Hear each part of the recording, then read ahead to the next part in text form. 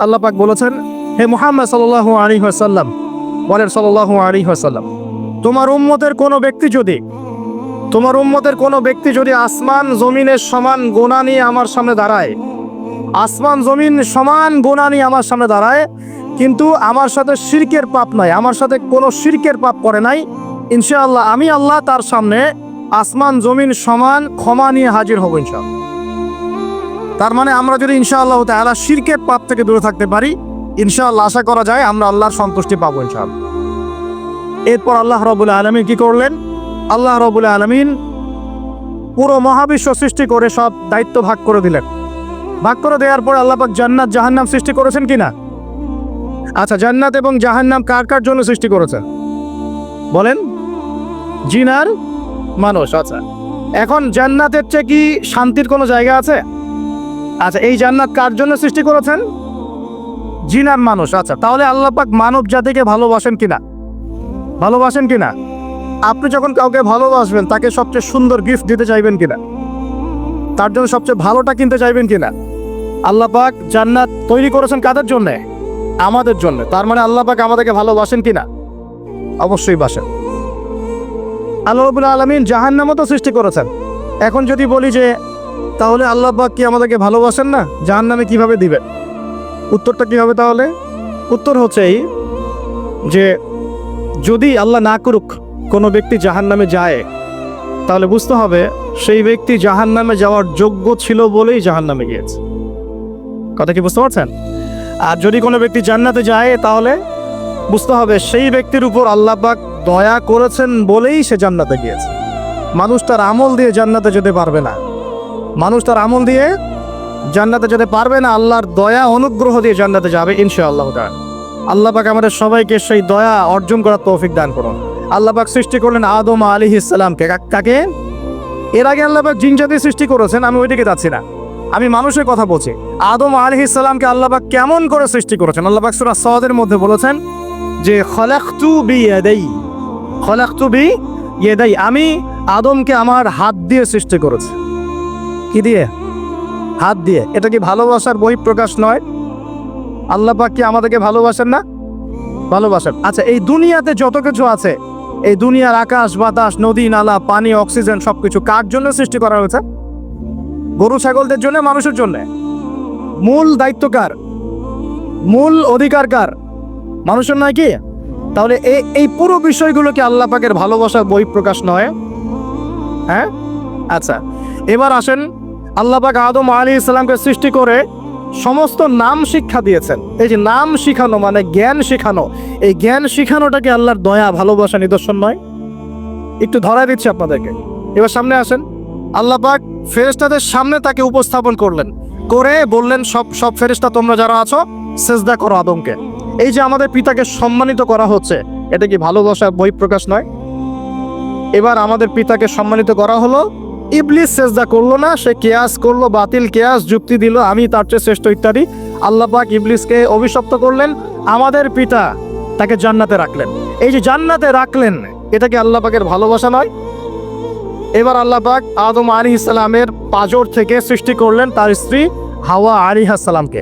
ওই যে শুরুতে বলেছি, স্রষ্টা একা থাকতে পারলেও সৃষ্টি কি পারবে?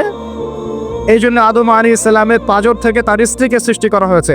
উভয়ের মাঝখানে ভালোবাসা দিয়ে দেওয়া হয়েছে, বলেন সুবহানাল্লাহ। এই জেনা ভালোবাসা নিদর্শন নয়, বিয়ে শাদী হচ্ছে ভালোবাসার নিদর্শন। আল্লাহ পাক বলেছেন সূরা রুমের মধ্যে, ওয়াজআলা বাইনাহুমা মাওয়াদ্দাতা ওয়া রাহমা, আমি আল্লাহ স্বামী স্ত্রীর মধ্যে ভালোবাসা এবং হৃদ্যতা সৃষ্টি করে দিয়েছি, বলেন সুবহানাল্লাহ।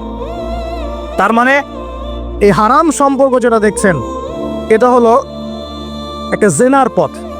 আর যখন আমরা হালালভাবে বিয়ে শাদী আপনারা করবেন, তখন দেখবেন আল্লাহ পাকের পক্ষ থেকে ভালোবাসা সৃষ্টি হয়ে যাবে ইনশাআল্লাহ তাআলা। অতএব ওয়াদা করতে পারি তো আল্লাহর কাছে, নিজের চরিত্রকে পবিত্র রাখবো ইনশাআল্লাহ, হারাম কোনো সম্পর্কে যাব না ইনশাআল্লাহ, কোনো সহি প্রেমেও যাব না ইনশাআল্লাহ। এটা সহি প্রেম আবার কি জিনিস? দিনী ভাই দিনী বোনের মধ্যে এখন প্রেম চলে, এগুলো হয় না মাঝে মাঝে? এগুলো বন্ধ করতে হবে। হালাল উপার্জনের সোর্স হয়ে গেলেই দিনদার মেয়ে দেখে বিয়ে করে ফেলবেন ইনশাআল্লাহ তাআলা। অন্য কোনো পথে যাবেন না, কোনো হারাম পথে যাবেন না। ওয়াদা করেন ইনশাআল্লাহ? রাজি আছেন তো ইনশাআল্লাহ? আল্লাহ কবুল করেন, আমিন। আর বিয়ের সময় অবশ্যই দিনদারিতা দেখবেন, অন্য কিছু না। অন্য কিছু পরে, দিনদারিতা আগে। দিনদারিতা আছে, নামাজ পড়ে, পর্দা করে, মাশাআল্লাহ সব দিক ঠিক আছে, তারপরে দেখবেন আপনি অন্য কিছু, তার আগে নয়। কথা ঠিক আছে? একইভাবে মেয়েদের ক্ষেত্রেও, যে আগে দেখবেন না ছেলে কত বড় চাকরি করে, ছেলের কত বড় বাড়ি আছে, গাড়ি আছে, এটা পরে। আগে দেখবেন ছেলে নামাজি কিনা, সুন্নত আছে কিনা, ইসলামের জন্য তার সফট কর্নার আছে কিনা, ইসলাম প্র্যাকটিস করে কিনা, এগুলো আগে দেখবেন। এগুলো না দেখলে কি হবে জানেন? বিয়ের 1 বছর 2 বছর পরেই বুঝতে পারবেন দুনিয়াটা জাহান্নাম হয়ে গেছে। নাউজুবিল্লাহ। দুনিয়াতেই তখন জাহান্নামের আযাবের স্বাদ ভোগ করতে হবে। নাউজুবিল্লাহ। আল্লাহ পাক আমাদেরকে হেফাজত করে নেবেন। তো এই যে আল্লাহ পাক আদম আলাইহিস সালামের পাঁজর থেকে সৃষ্টি করলেন কাকে, এবং ভালোবাসা দিয়ে দিলেন উভয়ের মাঝখানে, এটা কি আল্লাহ পাকের দয়া নয়? আল্লাহ পাক ভালোবাসেন না? এবার দেখেন, গাছের কাছে যেতে নিষেধ করলে, আমি কিন্তু শর্ট করে বলছি, গাছের কাছে যেতে নিষেধ করলে, তোমরা জান্নাতে থাকো, খাও, যা ইচ্ছা করো, কিন্তু ওয়ালা তাকরাবা হাদিহিশ শাজারা, এই গাছের কাছেও যাবে না। একটা পরীক্ষা, জাস্ট একটা পরীক্ষা। এখানে কিন্তু বলা হচ্ছে গাছের কাছেও যাবে না, বলা হচ্ছে না যে গাছের ফল খাবে না। ঠিক যেমন আল্লাহ বলেছেন তোমরা জেনার কাছেও যাবে না। আল্লাহ পাক কিন্তু বলেন নাই জেনা করবে না, আল্লাহ পাক বলেছেন তোমরা জেনার কাছেও যাবে না। তো এখান থেকে আমরা এই হুকুমটার কঠোরতা বুঝতে পারি। তো প্রিয় ভাইরা, এখানে আমাদের পিতামাতা শয়তানের প্রলোভনে পড়ে গেলেন। কেন পড়লেন? শয়তান ওয়াসওয়াসা দিল যে আমি কি তোমাদেরকে এমন গাছের কথা বলে দিব যে গাছের কাছে গেলে বা যার ফল খেলে তোমরা চিরস্থায়ী জীবন পাবে এবং তোমরা ফেরেশতা হয়ে যাবে, এরকম কথা বলবো, এবং তোমরা কোনোদিন মরবে না। হাল আদুল্লুকা আলা শাজারাতিল খুলদি ওয়া মুলকিন লা ইয়াবলা, এই দুটো ওয়াসওয়াসা, চিরস্থায়িত্বের ওয়াসওয়াসা এবং অমরত্বের ওয়াসওয়াসা দিয়ে আমাদের পিতামাতাকে নিয়ে গেল। এখন আমাদের পিতামাতা কি ফল খেয়েছিলেন কি খান নাই? আচ্ছা, এখন আল্লাহ পাকের দৃষ্টিতে অন্যায় হয়েছে কিনা? এরপরে আমাদের পিতামাতা কি করলেন? বললেন রব্বানা যালামনা আনফুসানা ওয়া ইল্লাম তাগফির লানা ওয়া তারহামনা লানাকুনান্না মিনাল খাসিরিন। এই যে দোয়াটা তারা করলেন, এই দোয়াটা করার পরে আল্লাহ পাক কি তাদেরকে মাফ করে দিয়েছেন কি দেন নাই? বলেন, কথা বলেন। আল্লাহ পাক মাফ করে দিয়েছেন কি দেন নাই? এই যে অন্যায় করার পরেও আল্লাহ যে ক্ষমা করে দেন, মানে গুনাহ করার পরেও যে আদম সন্তানকে আল্লাহ পাক মাফ করে দেন, এটা কি আল্লাহ পাকের রহমত, দয়া কি নয়? আচ্ছা, এটা আল্লাহ পাকের নিদর্শন ছিল ভালোবাসার। এরপর আল্লাহ পাক দুনিয়াতে পাঠিয়ে দিলেন, কারণ এটা পরীক্ষা। দুনিয়াটা পরীক্ষার জায়গা, পরীক্ষা দিচ্ছি আমরা এখানে। এখন পরীক্ষার ক্ষেত্রে কি আল্লাহ পাক আমাদেরকে একা ছেড়ে দিয়েছেন? আল্লাহ পাক কি আমাদেরকে একা ছেড়ে দিয়েছেন? না, আল্লাহ পাক দুনিয়াতে পাঠিয়ে আমাদেরকে গাইডলাইন দিয়েছেন কিনা, কিভাবে চলতে হবে, কি করা যাবে, কি করা যাবে না, কিভাবে চলবো, কিভাবে চলবো না। আল্লাহ পাক কি ওহী নাজিল করেছেন কিনা? এই ওহী নাজিল করাটা কি আল্লাহ পাকের রহমত কিনা, আল্লাহ পাকের দয়া কিনা, ভালোবাসা কিনা? আল্লাহ পাককে একা ছেড়ে দিয়েছেন না নবী রসুল পাঠিয়েছেন? এই যে নবী রসুলদেরকে পাঠিয়েছেন, এই নবী রসুলগণ কি আল্লাহর পক্ষ থেকে রহমত কিনা? বলেন। না হলে আমরা কি করতাম? দুনিয়াতে কেমন করে চলতাম, কিভাবে পথ খুঁজে পাইতাম, কেমন করে ইবাদত করতাম, আমরা কি জানতে পারতাম? আল্লাহ পাক রহম করে, ভালোবেসে, দয়া করে নবী রসুল পাঠিয়েছেন, আসমানি কিতাব পাঠিয়েছেন। বলেন সুবহানাল্লাহ। এখন এই নবীদের সিলসিলায় আল্লাহ পাক যে সর্বশেষ নবী মুহাম্মদ সাল্লাল্লাহু আলাইহি ওয়াসাল্লামকে পাঠিয়েছেন, এইটা দয়া কিনা? এটা আল্লাহ পাকের দয়া নয়? আল্লাহ পাকের রহমত নয়? আল্লাহ পাক কি বলেন নাই যে তিনি হচ্ছেন রাহমাতুল লিল আলামিন, তিনি পুরো বিশ্ব জগতের রহমত নয় কি? আচ্ছা, এখন আমাদেরকে যে আল্লাহ পাক নবী মুহাম্মদ সাল্লাল্লাহু আলাইহি ওয়াসাল্লামের উম্মত বানালেন, এটা কি আরো বড় রহমত কিনা? বলেন তো। জান্নাতে যাবে 120 কাতার মানুষ। কত কাতার? 120 কাতার মানুষ ইন টোটাল জান্নাতে যাবে। তার মধ্যে উম্মতে মুহাম্মাদের কত কাতার জানেন? 80 কাতার। কত কাতার? বলেন সুবহানাল্লাহ। তাহলে এটা কি আল্লাহ পাকের দয়া নয়? আল্লাহ আমাদেরকে ভালোবাসেন না? আচ্ছা, আল্লাহ পাক যে আমাদের কাছে তাওরাত, জবুর, ইনজিল না পাঠিয়ে আল কোরআনের মতো কিতাব পাঠিয়েছেন, যে কিতাবে সমস্ত সমাধান আছে, এটা আল্লাহ পাকের রহমত, দয়া নয়, ভালোবাসা নয়? আচ্ছা, এখন আল্লাহ পাক দুনিয়াতে চলার জন্য আমাদেরকে জীবন দিয়েছেন, হায়াত দিয়েছেন, সুস্থতা দিয়েছেন, পরিবার দিয়েছেন, আমাদের ব্যবসা বাণিজ্য দিয়েছেন, আমাদের স্ত্রী সন্তান দিয়েছেন, আমাদেরকে চলাফেরা করার ক্ষমতা দিয়েছেন। একটা চোখ নষ্ট হয়ে গেলে বুঝতে পারে মানুষের কত কষ্ট হচ্ছে, একটা পা না থাকলে বুঝতে পারে কত কষ্ট হচ্ছে। এই করোনার সময় যারা শ্বাস নিতে পারে নাই, তাদের কত কষ্ট হয়েছে।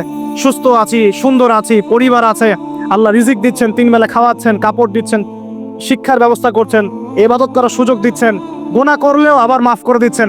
এই সব কিছুকে আল্লাহ পাকের ভালোবাসা নয়? এই ভালোবাসাগুলো কি নিঃস্বার্থ ভালোবাসা না স্বার্থ ভিত্তিক ভালোবাসা?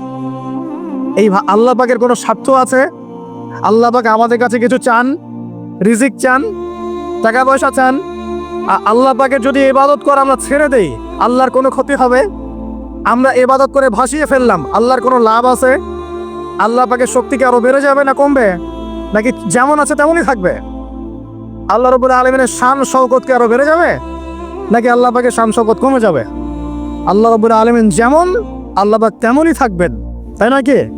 আল্লাহ পাকের যে বিশাল খাজানা আছে, আমরা যদি ইবাদত করে ভাসিয়ে ফেলি, খাজানা কি বেড়ে যাবে? আমরা যদি সবাই ইবাদত করা ছেড়ে দেই, খাজানা কমে যাবে? আল্লাহ পাকের কোনো স্বার্থ আছে আমাদের ভালোবাসার? কোনো স্বার্থ নাই। তাহলে আল্লাহ পাক এই পুরো বিশ্ব জগৎ সৃষ্টি করেছেন নিঃস্বার্থভাবে, তার স্বার্থ ছাড়া। এত অসংখ্য নেয়ামতে আমাদেরকে ভর্তি করে রেখেছেন আমাদের স্বার্থে, তার কোনো স্বার্থ নাই। কোনো স্বার্থ আছে? এই পরীক্ষায় পাশ করলে আমরা আবার জান্নাতে যাব ইনশাআল্লাহ। ওই জান্নাতে যাওয়ার পরে কি আমাদের স্বার্থ থাকবে না আল্লাহ পাকের স্বার্থ থাকবে? সুবহানাল্লাহ। এই এতটুকু যদি বুঝতে পারি, আল্লাহ পাক একমাত্র সত্তা যিনি আমাদেরকে প্রকৃত অর্থে ভালোবাসেন। বাকি যত কিছু আছে আমাদের চারপাশে, এই ভালোবাসাগুলোর পিছনে একটা একটা স্বার্থ থাকে। কথা বুঝতে পারছেন না মনে হয়? সন্তানকে অনেক ভালোবাসেন, বুঝলাম, পিতামাতা, কিন্তু এই সন্তান যদি আপনার মনের মতো করে না চলে, একসময় কিন্তু আপনিও সন্তানের উপর রুষ্ট হবেন না? স্ত্রীর জন্য এত কিছু করছেন, দেখবেন কোনো একদিন আপনি করতে পারলেন না, দেখবেন সেদিনই আপনাকে একদম ধুয়ে রেখে দিল একেবারে। এমন হয় কি না? তা আমাদের ভালোবাসাগুলোর পিছনে কোনো স্বার্থ থাকে কি না? আর এই যে জেনা চলছে, এই জেনার মধ্যে মূল স্বার্থটা কি? যৌনতা। মূল স্বার্থ